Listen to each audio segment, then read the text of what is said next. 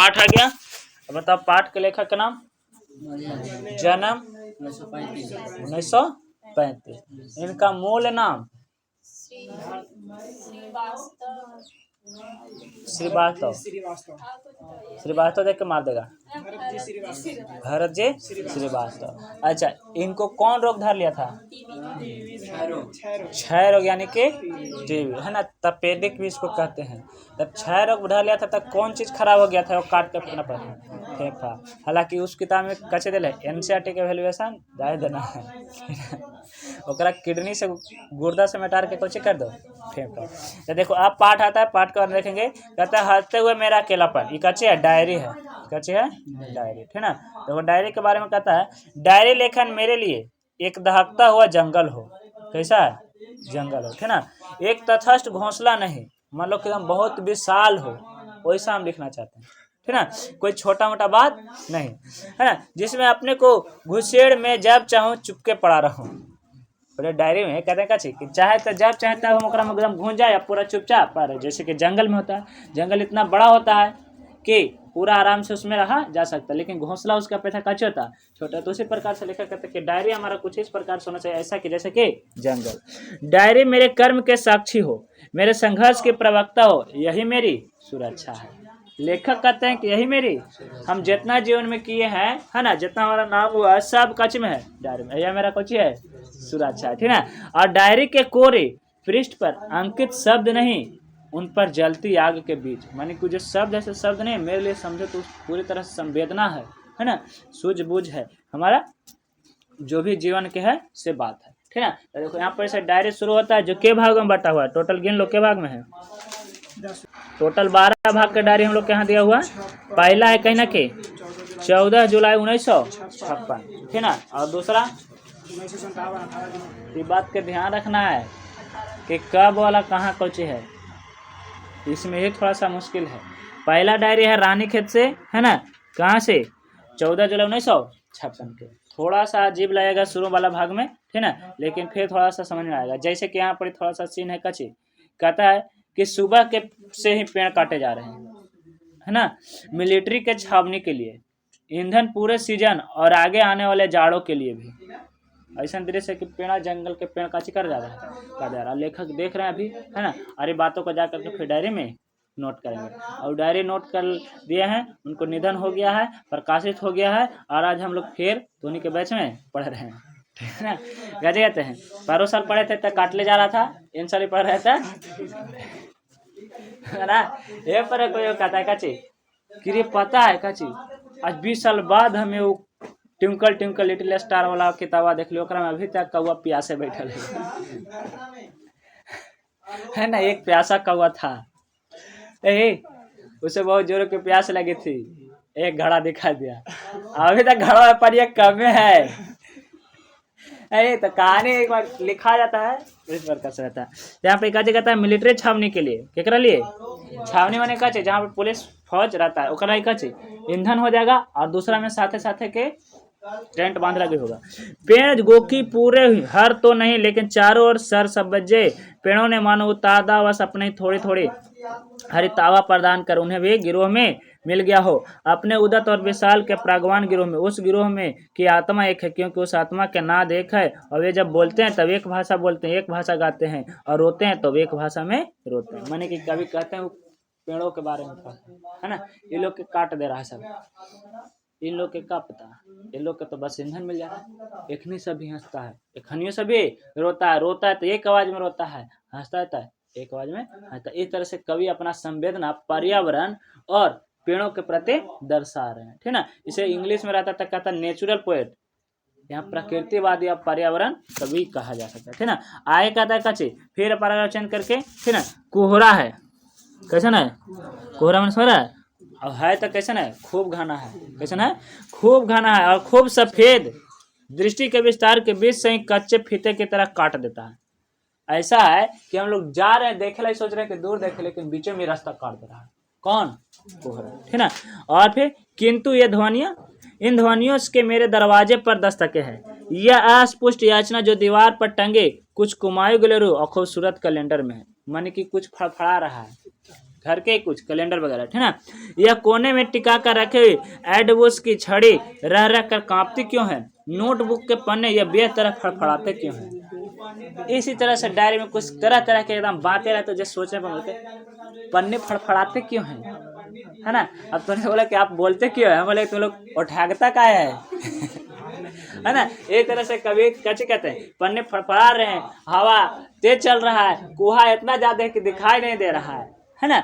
आलोचना करते हैं और ये बात तो फिर हंसते हैं, फिर अपना लोनलीनेस फील करते हैं, मैंने क्या अकेलापन, जिसमें बेशुमार पत्तियों और फूलों की रेगानो कृतियां स्मृति उदास गुलदानों बतर गुलदस्ते आज भी जिंदा। कहते हैं कि देखो तू गुलदस्ता जो कि सजीव नहीं है फिर भी लग रहा है जैसे कैसे कच्चे है, जिंदा है, ठीक ना। और मौसम एकदम ठंडा हो गया है और कच्चे हो रहा है, बूंदाबांदी और हवा चल रहा है। एक कलाकार के लिए यह निहायत जरूरी है कि उसमें आग हो और वह खुद ठंडा हो। तो कहते हैं कच्चे कि हम का लिखें, यहाँ पर ये अफसोस करते फैसा कहते हैं हम का लिखें, यहाँ तो मौसम ठंडा है ना। कचे मौसम ठंडा, हमारा लगा ऐसे कि हम बहुत ज्यादा लिखने के लिए एकदम ललायत हैं, लेकिन लेखक या कलाकार का जो चाहता ना है कि बाहर मौसम कचे हो, गर्म हो, हम दम ठंडा हो, शांत होकर के लिखे, कचे करके लिखे पीवी लाओ रे आए कचे कहे थे एकदम कैसे हो गया हो। अब देखिए ना, पोस्ट ऑफिस के सामने बिल्कुल सामने बाईं ओर 11 यावत देवदार हैं। क्यों देवदार है 11 गो, है ना, पूरे 11 गिन कर, जैसे कि एकादशा रुद्र माने कि एकदम रुद्र अवतारी ग्रह में, ठीक ना। खामो खा ही सोचता हूँ, देखो क्या ना, इतना कभी सोच रहे हैं, कहते हैं कचे कि खामो खा सोचता हूँ कि वे 10 क्यों न हुए या 12 क्यों नहीं हुए, जब भी उधर से गुजरा हूँ बस यही ख्याल उमड़ते हैं, यानी कि मैं किस कदर बोर हूँ आप सोच सकते हैं। ओहो 11 को ही काहे है, 10 को होना चाहिए था, 12 को काहे नहीं है।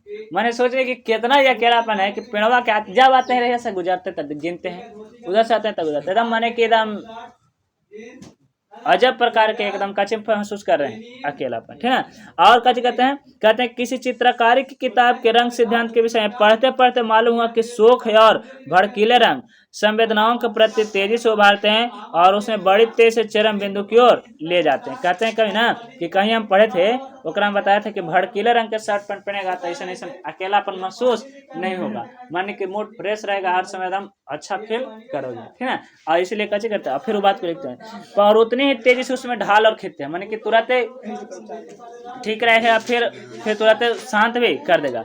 मैं संयंत्र हूँ यानी ठंडा, कहते हैं कि मैं कच्चे हूँ ठंडा हूँ, और जब भी बाहर निकलूंगा तब खूब घना और खूब सफेदा कोहरा मुझे लिपट जाएगा और सब और छा जाएगा। मैंने जैसे बाहर निकलेंगे तो फिर सब तरह जितना दुख के सब हमारे ऊपर आ जाएगा, फिर हम अकेला महसूस करने लगेंगे। मेरे अतीत और मेरे वर्तमान का समीकरण व भविष्य का जो फीते की तरह बीच में कटा हुआ है कुछ कुहारे में समा जाएगा। अज्ञात भाषा ज्ञात गान कर अज्ञान रुदन के लिए कागज के एक नए टुकड़ों की तरह कोहरे में ताबीज में, इस तरह ईंधन यानी कि पूरे सीजन में आगे वाले जाड़ों के लिए भी चाहिए। मैंने कहता है कि ठीक इसी प्रकार से है ना, हमको लगता है कि अगला साल भी इसी प्रकार से गुजरेगा और ऐसा दिन होगा। ये कहना का था थी डायरी, पहले डायरी रानीखेत से कहना 14 जुलाई 1956 को था, ठीक ना। ये थोड़ा सा नीरस लगेगा क्योंकि डायरी है दूसरा कोई की डायरी, तो वो भाव से नहीं ना हम लोग समझ सकते हैं। 12 गो में से ध्यान रखना कौन कौन प्रमुख है, से बताएंगे। पहला तो हम पूछेगा, पहले रानीखेत ऐसे बोले, रानीखेत वाले का चर्चा था, तो ईंधन के बारे में चर्चा था, लेखक कुहासा मौसम के बारे में 1956 35 में जन्मे हुआ उनको, तो कब से रहेगा 1856 है 1935 में, तो 1956 है ना। अभी तो 1900 नहीं, पहले अब तो आप देख 2024 लिखता है ना, तो खाली 24 नहीं लिख देता है, तो मैंने कहा 1924 1824 ना इस तरह से। तो देखो कहता अगला डायरी कहना क्या है 18 जून 1957, ठीक है। 1857 नहीं हो लाल उनको नहीं याद करना, मंगल पांडे को, ठीक है। देखो वो स्वतंत्र सेनानी थे। कहता एक खेत की मेड़ पर बैठी कौआ के कतार देख करके, लाइने से कौआ बैठल है आरी पर, और देख करके कवि के मन में विचार आता है और सोते हैं। हालांकि सोते तो बहुत हैं, लेकिन हम लोग का पढ़ना यहाँ पर थोड़ा सा है। कैसे सोते हैं? खा लिया था। उम्र की फसल पक कर तैयार, सपनों का सुहाना रंग अब जर्द चल पड़ा है। एक मधुर आशापूर्ण फल जिसके अनुभूतिताई के छिलके उतार फेंके हैं। विगत के वे मूल्य जिन पर बचपना का शान रहता था, कितने बेमाने थोथरे हो उठे, जैसे वह हर जड़ आत्महान स्वीकार कर लेने के बाद विकास की एक सीमा के उधर। हवाओं में एक कैसी महक है, धरती में एक कैसी चिलक है, फसल कटने भी नहीं पाए, जड़ों को खाड़ करके चाणक्य ने दहेज छिड़का ही नहीं कि बस बांट बरखुरदार है ना सब आने लगते हैं। प्रश्न यह है, वे बालों के गुच्छे नहीं जिन्हें हम जब चाह जुनून में सिर के तरफ नोच लिया। अर्थात इसे कहने का मतलब है ना कभी कि देखो देखते हैं तो कहते हैं कि देखो तो फसल पक गया, कौवा सा बैठल है ना, एक ने साहब कितना बदमाशी करा, अभी फसल काट करके घरों नहीं गए, किसान का कुछ फोनो नहीं हुआ कि एक ने बर्बाद कर पर तुलल है ना। अरे यहाँ पर उदाहरण काची लेते हैं इस प्रकार से काची कि चाणक्य ने दहेज छिड़का ही नहीं कि और ये बांट बरखुरदार सब आकर के काची कर दिया, खा लगे तैयार है। माने कि फसल बर्बाद कर रहा है पक्षी पक्षी पर कभी अपना काची करते हैं, बातों को व्यक्त करते हैं। अब बताइए अकेलापन महसूस हुई थी तो कौन सा मारे बढ़िया बढ़िया गाना गाता तूने, गाना गावा ले कौन, सूबेदार सूबेदार इनमें के है ना, ओकरे सब जब मरे मरे के बात कर रहा है तब है ना। एक थोड़ा ना आगे फिर काची कहता है, देखो आगे के बाद फिर तीसरा है 4 जुलाई 1962। कहाँ से? कौसनी से। कहाँ? कौसानी, ठीक है। कहता है आज कोई भी चिट्ठी नहीं है, आज भी कोई चिट्ठी नहीं। अब किनका चिट्ठी नहीं है? कोई कवि के क्या इनके घर के कोई के, ठीक ना। अच्छा, तबीयत किस कदर बिजोर हो उठी है, दोपहर तक आशा रहती है कि कोई चिट्ठी आएगी, पर भारी भारी से दोपहर बीत जाते हैं और कुछ नहीं होता। इतनी भी ताब नहीं कि डाकघर में जाकर पूछाऊं।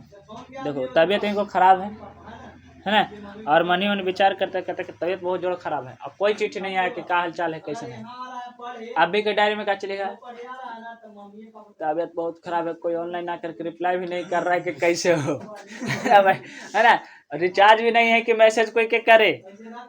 लेकिन उगड़े कवि के लिखते अपना अकेला पता कहते कचे के मन में तो विचार ऐसा नहीं कि जा कभी पोस्टमैन से पूछे कि रे हमारा नाम का चिट्ठी आया है दिखाओ खुद पूरा, लेकिन बीमार है जा भी नहीं सकते। अब अकेले महसूस कर रहे हैं, सुतल है बेड पर है ना, अभी तो कहते रोगी है रे, और मोबाइल में रिचार्ज करो नहीं 1.5 GB के, देखो वैसा का टेंगे टेंगे देखे दर्द देर में अगर देखे हम तो चांगा ही वैसे नहीं। और कचे अजब सी बेचैनी मन में होती है, अकेले हैं बेचारा, रोगी के रूप में है, कैसे होता अजब सा बेचैनी। और कचे कहता है उस वक्त सारा परिवेश एक मीटे हुए अक्षर की तरह लगता है, माने कैसा लगता है जैसे कि अक्षर में टरल है, कौची लिखल है, का अर्थ होगा, का करे का न करे, है ना। किसी शब्द के बीच अक्षर इस तरह से मिट जाने से पूरे शब्द का अस्तित्व संगठित हो उठाता है, ठीक उसी प्रकार से मेरा मन की स्थिति भी हो। यूं भी पहले कौन तीर मार रहे थे, फिर कभी सोचते हैं कचे कि अच्छा अभी तो तबीयत खराब है तो ऐसा लगता है, लेकिन एक पहले मार कौन सा तीर मार रहे थे, माने कि कौन काम कर रहे थे, पहले सभी तक काजे थे, अकेले थे। चिंतन और रचना सब प्रक्रिया कुंठित है, एक आशंका में हर दम झूलता रहने वाला मन जिसमें हर आहट रहस्यमय लगते है और हर झटका चौंका जाता है। 8 खेलियां करती है, हवा कन्फुसियां सी करती रहती है और जैसे मेरे विरुद्ध कोई साजिश ताने बैठा, इस प्रकार से कहते हैं है ना, जैसे लगता है कि इतनी सब हवा भी है ना जो हमारा प्रति काची करता है, साजिश करता है और हमको काची करता है, प्लान बना करके बीमार करता है कि और ज्यादा गंभीर सोचित रहे, हमेशा अकेला रहे, हमको कोई वो आदमी तो का हवा तक के साथ नहीं रहता। इस तरह से बातें मन में विचार में लाते हैं। फिर दूसरा फिर एक डायरी है, कहाँ से? कौसानी से। देखो ये कौसानी से कहना क्या था, 4 जुलाई 1962, एक 5 जुलाई 1962। एक में कहते हैं यहाँ कल यहाँ सूचना केंद्र में एक अधेड़ व्यक्ति से आकर्षित किया। कैसन व्यक्ति? अधेड़, अधेड़ मान समझते हो, लगभग 30-35 साल के है ना। प्राय और वे एक ही शाम में अखबार देखने पहुंचने थे, माने कि ऐसा होता था कि हमेशा वो काची होकर बात से रोज वहाँ अखबार देखने जाते थे। कल पुस्तक में छपने वपने की बात किसी तेज स्वर में बता रहे थे, बरबस ध्यान खींचा, परिचय पूछा था, नाम बताया बलभद्र ठाकुर है ना, बैठल थे पेशेंट ग्रुप में, तो पेपर ऊपर की कहानी छपना ही था, तो पूछते हैं कि नाम क्या है, तो कुछ बताएं।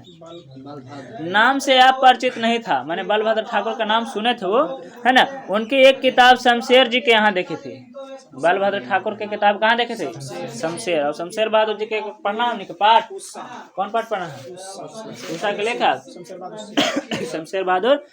मुझे विद्यार्थी जानकर अपने श्रोताओं के मूल धीरे धीरे आत्म मूड में उतर गए और पुस्तकों को जनता कैसे स्वागत हुआ इससे अहोदर के व्यक्ति के पढ़ करके क्या फलाने अंडर सेक्रेटरी मांग करके पढ़ने ले गए तो आनंद आई, लौटाया तक नहीं। देखो कहते हैं कची सोते न है, बलभद्र ठाकुर जी कहते हैं इनको से, है ना। वो सोचे ना कि बीमार पड़ल है तो कोई आम आदमी होगा, लेखक थोड़े ना होगा। आम लड़का समझ करके, आम लड़का समझ के, स्टूडेंट समझ के कहते हैं कि अरे पता है कहानी एगो छपाए हैं। इतना सबके बढ़िया लगा पढ़े में, इतना बढ़िया लगा पढ़े लगे ले गया से कि तब वो नहीं लौटाया, है ना। और लेखक के सब बात कच करे सुन रहे हो, बाद आकर के घरे नोट डाउन कर दिया डायरी में और लिख दिया। सुनकर रस आता था, है ना। प्रशंसा करते थे अपने। उनके चेहरे पर छटाई अच्छी लगी, चश्मे भीतर आंखों से देखकर सहज गर्व उठ भरी थी। ठिकाना गठा हुआ शरीर, रंग सावले और कुछ अधिक लुंगी और जैकेट पहने। कुछ पहने थे लुंगी और जैकेट। कौन? बलभद्र ठाकुर। कहते हैं 7 बज रहे थे, खाना ही पकाना था। वो दिन पेपर पर देखते तो कितना बजा था? 7। कच्चे बनाना था। क्यों खाना पकाना था भाई? क्योंकि भूख लगाई थे। अरे भूख लगे तो सूझे थारे, वरना कहाँ है दुनियादारी, किसको क्या पता है। आगे फिर काची कहते हैं आता विदा ले, फिर बोले काची गुड बाय। जैसे कि बातचीत में तो नहीं के पता है कि 2 बुजुर्गों की बातचीत हमेशा समाज के बुराई से रहता है ना। और महिला के 2 महिला बुजुर्ग के बातचीत हमेशा पतोह के बहू के शिकायत से रहता है। तो बुजुर्ग के बातचीत तब तक चलित रहता, खाना पानी छोड़ देते हैं, है ना, जब तक कि बात न खत्म आता था। लड़ाई भी हो जाता, भाषा से हो जाता। देखने के शाम के 7 बज गया बातचीत करते करते। ओकर बाद याद आया कि वह भूख लगे, तो ठीक है वो चले ही हुआ खाना बनावे, ठीक है। शाम की घटा उमड़ी, थोड़ा सा कचो गया, बारिश हो गया, है ना। वो बात लिख दे आगे। घंटे 1.5 घंटे नेगी परिवार के साथ बिताया। केकरा साथ बिताया? नेगी परिवार के साथ, है ना। घर की बूढ़ी माँ जीवट की कामकाजी महिला है। उनका एक स्केच भी ठाकर बनाया और उन्हें दिया। काहे के बताया गया है कि ये स्केचिंग करते थे, गए वहाँ, है ना। लेखक अपने लोनलीनेस में है बेचारा, एकदम तनहा तनहा फील कर रहे हैं। कहा करे मामा, ऐसे बैठा रहा, पेंटिंग किच किच किच किच किच किच स्केच, है ना। और क्या कहता है कि उसने उसके मकान में एक रंगीन स्केच बनाया था। कुछ बनाया था। जगत सिंह की भाभी ने मांगा तो देना पड़ा। उसके मकान के वो रंगीन स्केच बनाए थे और जगत सिंह मांग लिया था तो कच्ची कह दिया, उसको दे दिए, ठीक ना। मैंने रेडियो से गाने सुनता रहा, उधर चाय पानी का प्रबंध होने लगा। ये रेडियो से कैसे सुन लगे गाना करूँ तो उन्हें कैसे मन लगा? चाय वही बन लगा। केकर घर में? जगत सिंह के घर में, ठीक ना। हाँ, बूढ़ी माँ जीवट की, तो जगत सिंह के भाभी ने तो स्केच मांग ले तो घर में ना है। और क्या कहते हैं, देखो अपनी स्थिति के अनुकूल, और वह तो मैं देख ही रहा था, मेहमान नवाजी का यह भाव मन को अच्छा लगा। मैंने कि देखा उनको जैसे परिस्थिति था उस तरह से मेहमान नवाजी हुआ। बाकी तो कभी देखते हैं, है ना। मैं सिर्फ किराएदार न था, एक मेहमान भी था। कहाँ रहते थे? वही रूम में रहते थे, है ना। ये किराएदार नहीं था, मेहमान थे भी। मैंने कि मिलाप काफी ज्यादा हो गया था। इस बात का दुख हुआ, दुख इस बात का हुआ कि इस परिवार के साथ पहले क्यों नहीं घुला मिला। अब तो शायद परसों तक चल ही देना होगा। मैंने कहा ची किराएदार थे तो कहते कहा क्या तो शायद परसों तक चल भी देंगे, लेकिन पहले काहे नहीं मेल जोल हुआ, बढ़िया रहता, अच्छा फिर पहचान बन जाता। यहाँ के स्कूल 2 अध्यापक से परिचय हुआ। टिपिकल पहाड़ी जन, जो कि सीधे साधे तरल बिल्कुल पानी जैसे, जिनमें अच्छाइयाँ और बुराइयाँ साफ साफ दिख जाए। बुराइयाँ बल्कि नहीं, कमजोरियाँ कहना ज़्यादा उचित होगा, है ना। ऐसी कि प्यार करने की तबीयत हो। कुचली हुई आकांक्षियों के व्यक्ति जो किसी तरह से दिन काट रहे हैं, अधिक बलबूते वाले आदमी नहीं रहते। कौन? 2 अध्यापक में से एगो के बाद। अतः किसी बड़े सपने को भंग होने का दर्द नहीं, बस एक रिसन है, एक जीवन की चढ़ाई जिस पर रोज चढ़ने उतरने का अभ्यास हो गया है, इसलिए अखरता नहीं है। पर यह नहीं अखरना कि किसी अंतःस्फूर्ति के कारण द्वारा न हो सका, अपना ले विवेचक एक समझौता जो बस एक व्यवस्था शब्द आज छोड़ जाता है, उस ठहरन चिंतन नहीं करता और चिंतन करने की गुंजाइश नहीं है। सब कुछ यूं ही चल रहा है, बस कट गई है और बाकी सब कट जाएगा। कहने का मतलब है कि कभी जो है ना सो दो अध्यापक से मिलते हैं, जेकरा में से एगो टिपिकल पहाड़ी जन जो कहते हैं कि अरे यार काहे इतना टेंशन लेते हो तुम, देखो हमको जीवन को देखो, एकदम जो भी बात है फ्रंट होकर जिक्र है ना। सरकारी मास्टर हैं, पढ़ाए जाते हैं, रोज के वही काम है, आते हैं पढ़ाते हैं, आधा उम्र बीत गया, आधा उम्र बीत जाएगा। इस तरह से लेखक क्या कहते हैं, समझाते हैं। लेखक उस दिन के डायरी वहीं पर छोड़ देते हैं, उसके बाद फिर अगला डायरी है कब के 8 जुलाई 1962 के, वो भी कहीं ना कहाँ के कौसौनी के, ठीक ना। कहते हैं कल शाम से रोज इसी समय बहुत प्यारी सी गंध हवा में उड़कर मेरे बाजे तक आती है। इतनी कोमल और मिठास के लिए आंखें बूंद व खुद क्षणों के लिए कचोते बंद हो जाते हैं। मैंने थोड़ा सा ऐसा व्याख्या करते हैं कि इस प्रकार से कचाता है, हवा चल के आ रहा है, मौसम एकदम सुहाना है, बहुत बढ़िया लग रहा है, इस प्रकार से कि एकदम खूब अब दोपहरिया में नींद आ रहा है ना। कहीं नहीं लिखते 8 जुलाई 1962 को, है ना। और बाद दिल्ली में जाते हैं तो 30 अगस्त 1976 के डायरी लिखते हैं। क्या भाई काची कहता है कि सेब बेचती लड़कियाँ, ये वाले से क्वेश्चन सबसे ज़्यादा पूछता है। ऑब्जेक्टिव ही देखना, लड़के के दृश्य कुछ इस प्रकार से कहता है, सेब बेचती लड़की, जैसे में कुछ भी थे लड़के क्या बेचते थे, ऐसे रहेगा। सोच लो कौन पार्ट है, लड़के बेच रहा पेकरे में है ना। उसकी कलाई में इतना जोर न था कि वह चाकू से सेब की एक फाँक काट करके ग्राहक को चखाते। सोच लो, लड़की जो थी इसका कलाई में इतना ताकत नहीं था, अरे चाकू ये कहाँ गलो, फिर चाकू से काट के सेब कहते कि मालिक देख लीजिए बढ़िया, है ना। 2 बार उसने कोशिश की, फिर एक खिसियाए हुए हंसी हंसकर चाकू मेरे हाथ में थमा दी। लेखक कैसे कहते हैं, है ना, कि थोड़ा सा चखा के दिखाओ, मीठा है सेब के नहीं है, बेचारी कोशिश धरा चीख लखा के है ना, नहीं कटा उसको। वही तो बताया कि एकदम बेचारी काची है, इतना कमजोर है कि उसको, है ना, हाथ में तक ताकत नहीं है कि सेब काट सके। मेरे हाथ में थमा दिया, खुद ही चख लो, मीठे हैं सेब। सेब कैसे ना है, मीठे हैं। सेब तो वैसे ही मीठे थे, है ना। उसका रंग और खुशबू देख कर उसे किस्म में पहले जान चुका था, माने कि सेब को देख करके पहले ही पता चल जाता, लेकिन मीठा है कि नहीं है, लेकिन फिर भी इतना सोचा खा करके देखा, है ना। वह 7-8 साल की लड़की, 6 साल के लड़के थे, है ना, लड़की जिसने शायद नई नई दुकान संभाली थी, है ना। 7-8 साल के लड़के छोड़ के घर वाला चल गया, संभाला था, है ना, जिसे हाल में दुकान संभला दी गई थी, अपने ग्राहक को अपने सौदे के बारे में शक का जरा गुंजाइश नहीं आने दी, आतुर थी, माने कि ग्राहक के कोई शक नहीं कैसे मीठा हमरा सुना कटखुल्ला खुदे काट के देख, लेकिन हमारा सामान खराब एकदम बढ़िया है, खरीदिए आप नहीं, मैंने कोई कसर अपना काम करने में वो नहीं छोड़ी। यह बात लेखक को बहुत ज्यादा पसंद आता है। लड़की के चर्चा अपना कहानी में करते हैं, लेकिन नाम के चर्चा नहीं करते, है ना। आए कहते कचे कि मैंने उसके एक पतले लगभग झवराए जिसमें उसके चेहरे की खुली कलाइयों को देखा और उसके सेव की तरफ जिसके ढेर जल्दी जल्दी से कम करने की ललक आंखों में थी, है ना। उसके काम को देख रहे थे तो लेखक के मन में था कि हमेशा यही कोशिश थे, जैसे कुछ बिकता कि फिर से हार के एकदम टेले बनाते कि जल्दी से सेव हमारे सब का हो जाए, है ना। पतले पतले कलाई बेचारे एकदम समय तो हिलता डुलता कंकाल जैसा देखने में लग रहे थे, ठीक ना।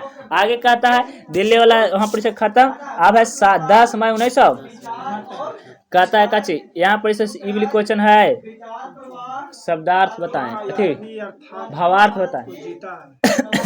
कचे है, आदमी यथार्थ को जीता ही नहीं बल्कि यथार्थ को रचता है ना। मतलब कि कहने का मतलब कचे, आदमी मेहनत करेगा तबे तो कुछ करेगा, है ना, करते रहेगा। जैसे कि देखिए सेंचुरी मारा है क्रिकेटर लोग, कब खेल में करते तो सेंचुरी मारते हैं, खेलते थे ना। इसलिए कहता है कि आदमी यथार्थ को जीता नहीं है बल्कि यथार्थ को रचता है। यहाँ पे यथार्थ करने का मतलब अच्छे है रिकॉर्ड, है ना। रिकॉर्ड खाली सुन के ना, रिकॉर्ड वो बनाता भी है ना। कहता है मेरे बच्चे मेरे रचे हुए यथार्थ है। किनका रचना है, बच्चे लेखक के, है ना। इनसे जुड़े फिक्रे और सरोकार मेरे अपने रचे हुए, एक से लेकर के अपना फिक्र के पढ़ाएंगे लिखाएंगे, ये सब टेंशन किनकर है, लेके। और ये सब मुझसे रचे जाकर मुझसे स्वतंत्र हो गए। ये सब हम रच ले, स्वतंत्र है, पढ़ेगा कि नहीं पढ़ेगा, लेकिन ये टेंशन हमारा है माने कि बाबूजी कहे कि बाबू हम पढ़ ले, पढ़ ले, ठीक ना। और अपने रचे हुए थार से मैं बंध गया हूँ और उस दबाव में अपनी नाड़ी के प्रतिपल महसूस करता हूँ। माने कि और उसे हम हमेशा कैसे करते हैं, महसूस करते हैं। रचे हुआ थार्थ भोगे हुआ थार्थ से अलग है। माने कि देखो लेखक भी भोग चुके हैं, पढ़ाई कर चुके हैं, जीवन के हिस्सा जी भी चुके हैं, है ना। लेकिन रच रहे का चीज हमको भी अगला पीढ़ी का करे, पढ़ाई लिखाई करे, अच्छा करे। तो रचे हुए था अब भोगे हुआ था, दोनों कच्चे अलग अलग, है ना। भोगा हुआ था यानी कि एक दिया हुआ था, समय बीत गया। हर आदमी अपना अपना यथार्थ रखता है और रचे हुए था एक हिस्सा को देता है, दूसरे को देता है, नहीं देता है। जैसे कि यहाँ पर देखा जाए तो हम भी पढ़े थे, अभी हम अपना यथार्थ तुम लोग के दे दे रहे, ठीक ना। एक भोगा हुआ यथार्थ दूसरे के हिस्से में एक सामूहिक नाम है, इसलिए यथार्थ का रचना नैतिक कर्म है क्योंकि वह सामाजिक सत्य की पुष्टि करता है। इसलिए जीवन जीने में यथार्थ रचने की बहुत जरूरी है। जीवन जीना है और जीने के तरीका है सबके हमने बताना है ना। यथार्थ इस लेन देन का नाम ही संसार है। जो आया है सजाएगा, राजा रंग फकीर, है ना। लेकिन फिर भी जीने का तरीका है, सबको जिएगा, जीने का तरीका बताएगा। कौन कैसा जीता है बस वही नाम यहाँ रह जाएगा। इस संसार के संप्रकृति का रचनात्मक कर्म है। इस कर्म के बिना मानवता कुछ है अधूरी। अगर यहाँ कोई काम नहीं करता है तो मानव कच्चे, एक तरह से जीवन उसका अधूरा है। हर आदमी संसार को रचता जीता है, भोगता है ना। और इस तरह से भोगा जाता संसार ही है। रचने और भोगने का रिश्ता द्वंदात्मक रिश्ता है। रचना माने कच्चे बनाना, भोगना माने कच्ची बीत गया, ठीक ना। एक ही कोने को दूसरे का होना है, एक होगा फिर दूसरा का बाद होगा। जैसे कई लोग तो लोग कच्चे कर रहा है, भोग रहा है अपना जीवन का, छात्र जीवन, है ना। बाद में 20 साल के बाद तुमक बना ली रे स्कूल नहीं जाएगा, मोम पोप उगड़ के जमाना में मोम पोप हो जाएगा। अरे मम्मी पापा ना, है मम्मी से माँ, पापा से पा, और तो मोम पोप, है ना। और 20 साल बाद मोमबत्ती पपाती पापा आती मोम आती, है ना। तो यहाँ पे कच्चे होता है, माने कि दोनों में कच्चे द्वंदात्मक रचना है। जियो फिर देखो जियो नहीं, एकदम इस तरह से। और इस तरह से एक दूसरे से जुड़े हुए हैं और दोनों एक दूसरे को बनाते हैं और दोनों एक दूसरे को मिटाते हैं। बस बनाते और मिटाते। इसी तरह से संसार का क्रम चलता आ रहा है, चलता जाएगा जब तक कि शायद पृथ्वी सूरज जिंदा रहे। ठीक है, आगे है पर डायरी खत्म होता है, और बाद एगो डायरी आता है कहना कि 8वां डायरी 11 जून 1900। इसको में कहता है कि मेरे भीतर इन दिनों कितने शब्द भरे पड़े हैं। काहे देखो ये कवि कहना लिखे हैं डायरी, बहुत दिन के बाद 10 मई है ना और 11 जून कुछ हल्का है ना। माने कि कहते हैं कच्चे बहुत दिन के बाद लिखना शुरू करते, कहते कि हमको मन एकदम बहुत सारा शब्द है, कुछ कुछ लिख दे, कितना सारा लिख दे। जैसे कि तू लोग टेस्ट जब होता है तो शुरू में लगी थी कहीं तो पूरा चैप्टर में दम दिमाग में है, क्वेश्चन है क्वेश्चन है। हाय भगवान, ये तो पढ़े रहे कर ले। उस दिन हम क्लास आए थे ले, अब पॉजिटिविटी से हट के नेगेटिविटी हो गई। पहले के क्वेश्चन तो गड़बड़ा गया, अब लगी थी कि बढ़िया स्कोर। उसी तरह से यहाँ पर है ना, जो लिखता हूँ लिखे लगे है ना। अब लिख लगे तो सोचते कि लिख के जो लिखता हूँ अगर उसमें शब्द अधिक है तो अर्थ कम है। माने कि लिखता हूँ तो शब्द ज्यादा है तो अर्थ बहुत कम है, और अगर अर्थ ज्यादा है तो उसके हिसाब से शब्द बहुत कम पड़ जाता है ना। डायरी में शब्दों और अर्थों के बीच बहुत कम जगह होती है ना। यानी कि देखो लिखा ला रहेगा तो लिख के पूरा एकदम पेज भर देगा, लेकिन वैसा जैसे कि लिखे ला रहेगा तो आज सुबह उठे ब्रश किए एकदम मुँह धोए नहाए उहाए है ना। जैसे एगो आगल थुन डीलर साहब ओकरा से बातचीत कर 3 घंटा बीत गया बा है ना, एकदम पूरा ऐसे लिखते लिखते पूरा शांत तक एकदम कितना पेज भर जाएगा, है कि नहीं। लेकिन शब्द नहीं ना भरना है, अर्थ भरना है ना। आज मतलब कि आज के डेट कह देते कि के तारीख 2024 के अप्रैल महीना, जय तारीख भी रहे, ठीक ना। तारीख लिख दी ठीक। अगर हम कहते कि आँख मुझ आज का मुख्य कुछ इस प्रकार से रहा कि हम लोग डायरी पढ़े थे। नहीं, डायरी नाम के कविता पर जिससे हमको जीवन में डायरी के लेकर के संवेदनशीलता हुआ, बस इस तरह से हम उसी दिन से डायरी लिखने थे। इतना लिखा अभी ना कि पूरा एकदम डीलर जी से मिल लिया, उनका से बातचीत कर ली, कोटा छुटत कि ना छुटत है ना, फिर छुड़ावे के लिए तब याद पड़ी कि सब डायरी में लिख दिली। वो दिन से हमने डायरी तो सोचिए कितना सर यहाँ कह देगा कि एकदम बहुत सटकता है। डायरी लिखना भी बहुत अलग हो जाता है ना। कभी कभी कविता के मूड में डायरी लिखे, कभी कभी कौन सी ग्रुप में लिखे तो है ना, बीच के एहसास माप लगे तो कभी कभी का चीज ढलते चले जाते हैं, तो एक दूसरे के पकड़ते हुए एक छोर से दूसरे छोर छोड़ते हुए जिस पल में एक दूसरे का हाथ छोड़ देते उस तरह से वह आकाश होता, बिजली फूल की तरह खिल उठती, जिस पल शब्द अर्थ एक दूसरे का हाथ पकड़ते उस तरह से धारण होता और उसमें रचना अपने जैसी जड़ पा लेती है, प्रफुष्टन का आदि स्रोत होता। माने कि कभी कभी हंसी छूटता, कभी कभी दुख के बातें भी याद आते है ना, तो कभी कविता के माध्यम से, तो कभी दोहा के माध्यम से, तो कभी गाना के रूप में एक तरह से डायरी लिख रहे हैं, है ना, कभी बात यार छोड़ना अब कल लिख रहे हैं और कल तक यादें नहीं रहा, उसके वैसे बात भी भूल गए। इस तरह से डायरी के लेखन होता है। इसके बाद अगला डायरी कहना क्या है, 20 जून 1900 कहते हैं कि हम तो सब बातें डायरी में लिख देते हैं, सुरक्षा डायरी में भी नहीं है ना, मतलब कि कोई डायरी इनको इन दौरान बीच में पढ़ा जाना है ना, और वो बात जान करके इनको बताए क्या बात है, सेब खरीदने जाते हैं आप, है ना, तब पहले तो बेचारी सेब काटने के काबिल भी नहीं रहते, उसको से बरियारी कटवाते हैं, उसको परेशान करते हैं, आप किस तरह के आदमी है जी। इनको दुख लगता है, करा कैसे पता चल गया, डायरी पढ़ गया, बहुत बदमाश आदमी है ना। यानी कहते हैं कि सुरक्षा डायरी में भी तो कहाँ है भाई, है ना, वहाँ सिर्फ पलायन है।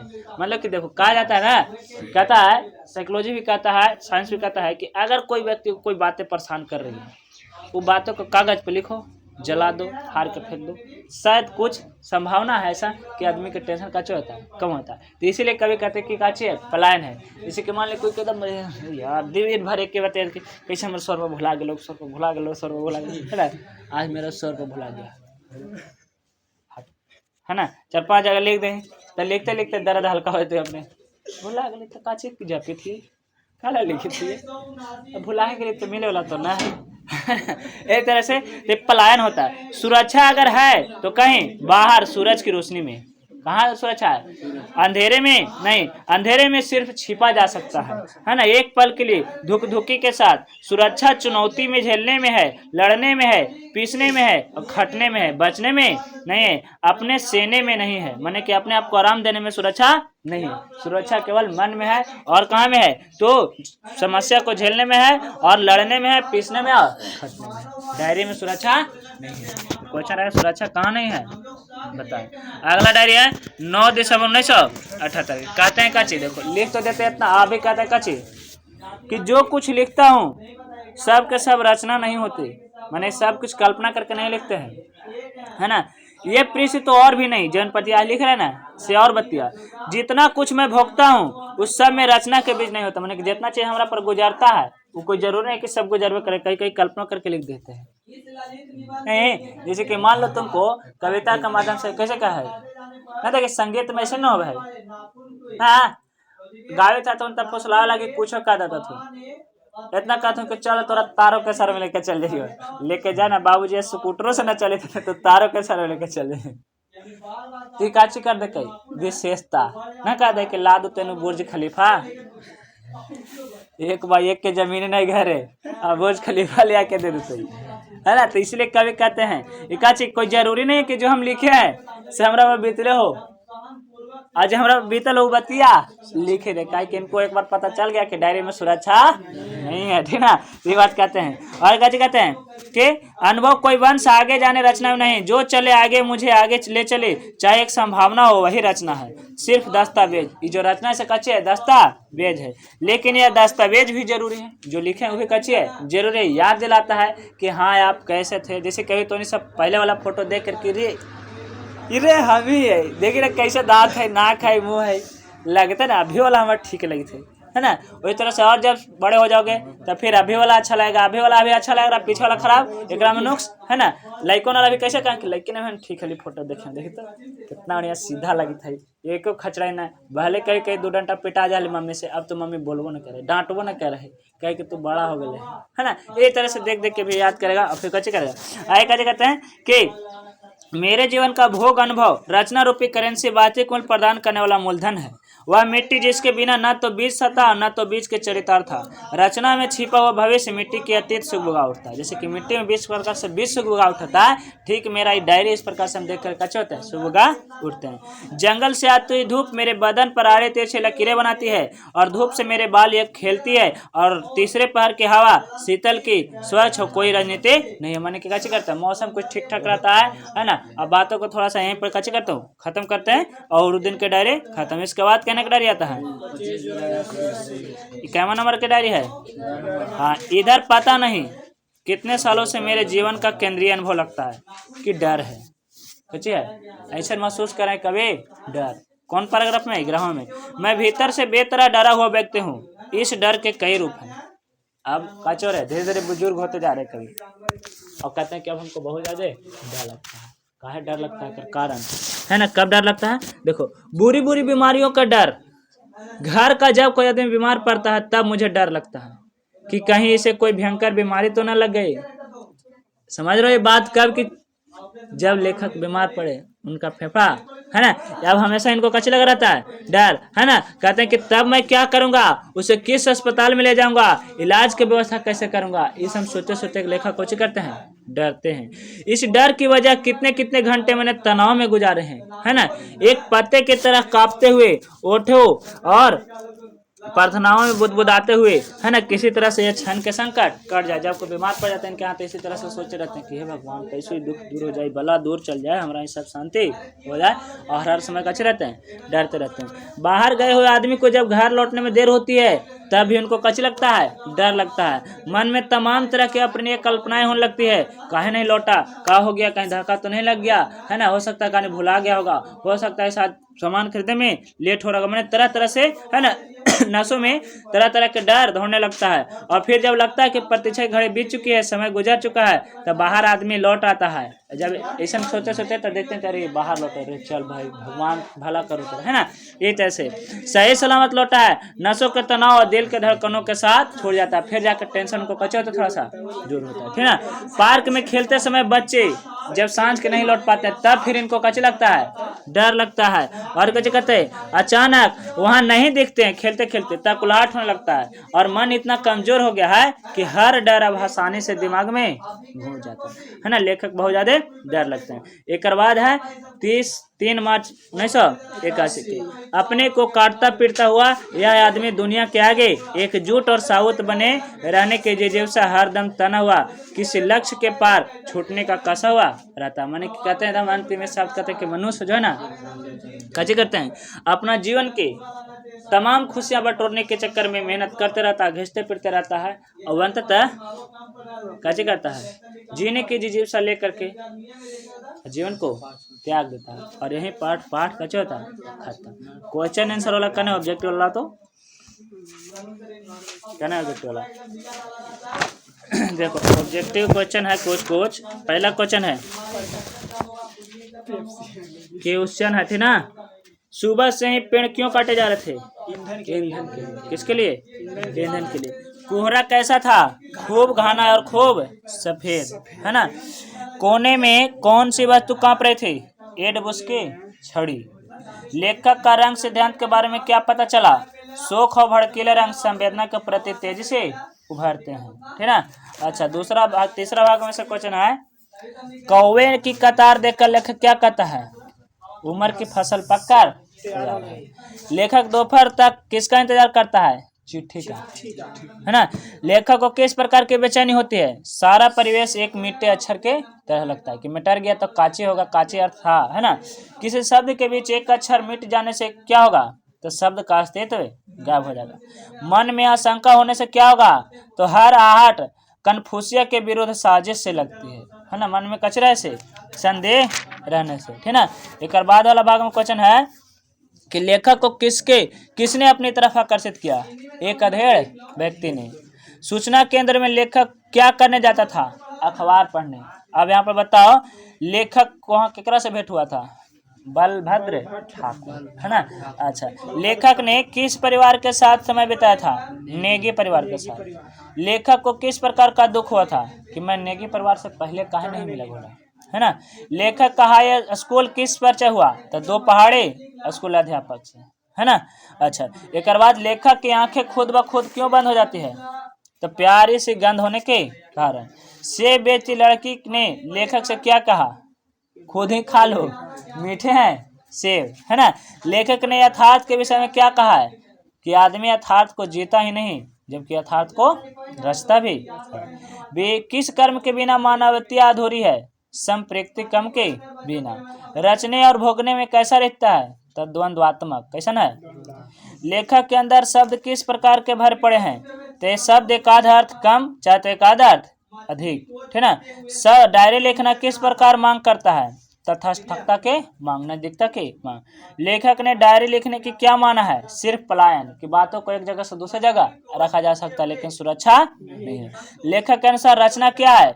जो आगे चले और जो पीछे भी साथ ले चले, कुछ है रचना। लेखक के अनुसार दस्तावेज क्या है? तो दस्तावेज रचना का कच्चा सामान है, पेज है, ठीक ना। एक बाद वाला क्वेश्चन आता है सबसे लास्ट में कि लेखक के जीवन का केंद्र अनुभव क्या रहा? तो अपने भीतर से डरा हुआ व्यक्ति मानने लगे, है ना। डर की वजह से लेखक के तनाव किस प्रकार समय गुजारा? एक पत्ते के कांपते तरह। डरा हुआ मन किस प्रकार की कल्पना करता है? तो अप्रिय माने कि अच्छा न लगे। हमारे मन में डर आसानी से क्यों आ जाता है? तो मन के कमजोर होने के कारण। यह पर जितना ऑब्जेक्टिव था से खत्म होता है। अब लघु तरी अति लघु है ना, कच्चे कच्चे वाला भाग में से। तो देखो यहाँ पर ऐसे कच्चे है। डायरी क्या है ना। तो डायरी हिंदी साहित्य की वह विद्या है जिसमें अपने व्यक्ति मन की बातों को कागज पर उतारता है और डायरी में किसी व्यक्ति के महत्वपूर्ण दैनिक अनुभव के और सच्चाई बातों के चर्चा रहती है। लेकिन कोई जरूरी नहीं, कभी कभी यह कल्पना पर भी आधारित होता है। क्या कि कभी कहते हैं कि कोई जरूरी नहीं कि जो बातें हम लिख दें वो हम पर गुजरा ही हो, और जो हम पर गुजरा वो बात हम लिख भी दें। कुछ बातें कल्पना भी होती है ना, कुछ बातें सच भी। एक तरह से क्वेश्चन आंसर बनेगा, ठीक। देखो 12वां नंबर क्वेश्चन कौन है? 12 नंबर क्वेश्चन देखो तो 11 जून 1978 के डायरी से शब्द और अर्थ पर संबंध का प्रकाश अपने शब्द में बताओ। याद रखना पड़ेगा कि नहीं, है ना। तथास्थता के अभाव होता है, ठीक ना, कि शब्द और अर्थ के बीच, ठीक। बनेगा क्वेश्चन। भाषा के साथ आसपास सब वाला क्वेश्चन बनना चाहिए, ठीक ना, कोई दिक्कत